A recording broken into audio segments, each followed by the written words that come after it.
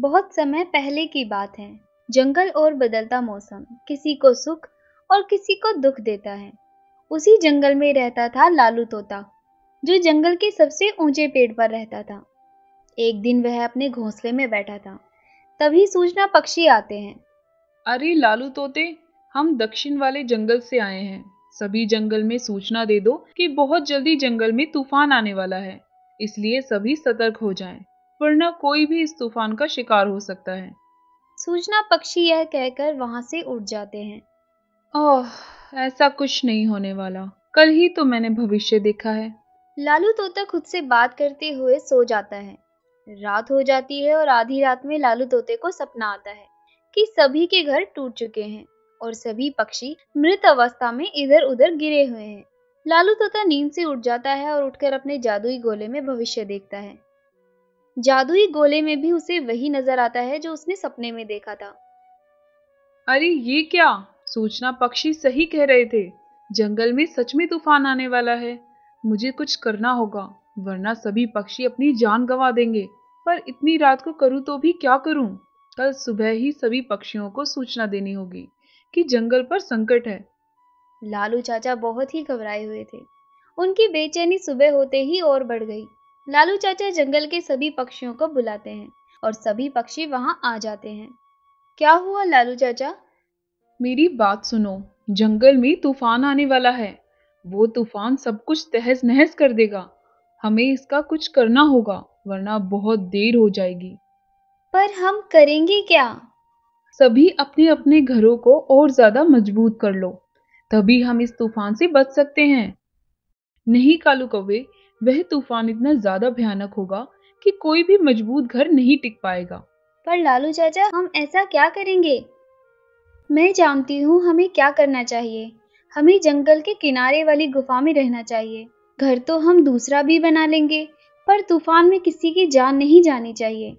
हाँ हाँ टिंकी चिड़िया, तुम सही कह रही हो। हमें उसी गुफा में जाना चाहिए, तभी सभी पक्षियों की जान बच सकती है।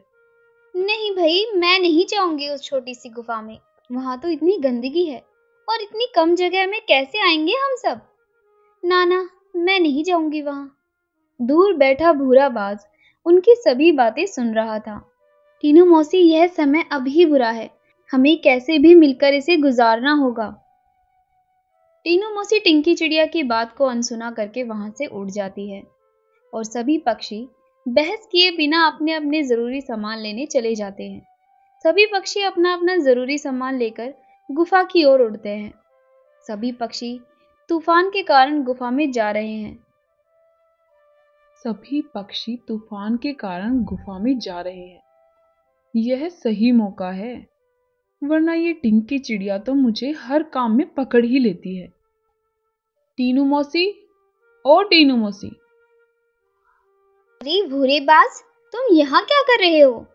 मैंने देखा तुम सभी पक्षियों के साथ नहीं गई। तुमने बिल्कुल सही किया। चलो तुम मेरे साथ मेरी गुफा में चलो, वह बहुत बड़ी है।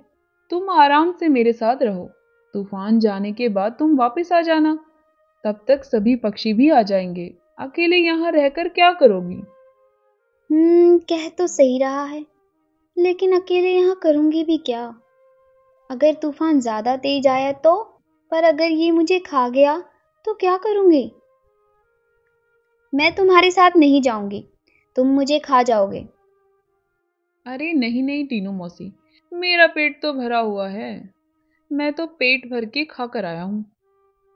टीनू मौसी भूरे बाज की बातों में आ जाती है और भूरे बाज पर भरोसा करके उसके साथ चली जाती है। आज तो डिनर का काम हो गया।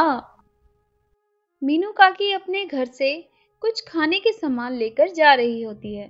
तभी उसकी नजर भूरे बाज और टीनू मौसी पर पड़ती है। मीनू काकी उनको देखकर गुफा की ओर जल्दी से निकल जाती है। अरे वो भूरा बाज टीनू मौसी को अपने जाल में फंसाकर अपने साथ गुफा ले गया है। वह भूरा बाज किसी का नहीं है। वो सभी पक्षियों को झांसे में फंसाकर बहुत से पक्षियों को खा चुका है। चलो हम टीनू मौसी को बचाते हैं। सभी पक्षी भूरे बाज की गुफा की तरफ उड़ जाते हैं। वहां पहुंचकर देखते हैं कि भूरा बाज टीनू मौसी पर हमला करने वाला था।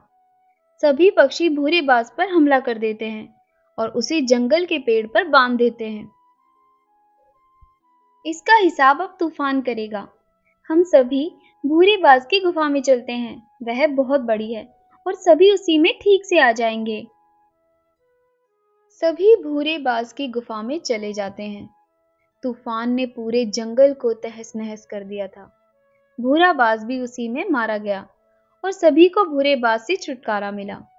टीनू मौसी को एहसास हो गया था कि उसे सभी के साथ मिलकर रहना चाहिए और परिस्थिति को देखकर उसमें ढलना चाहिए। ऐसी मजेदार कहानियाँ देखने के लिए हमारे चैनल को सब्सक्राइब करें और बेल आइकन दबाना ना भूलें।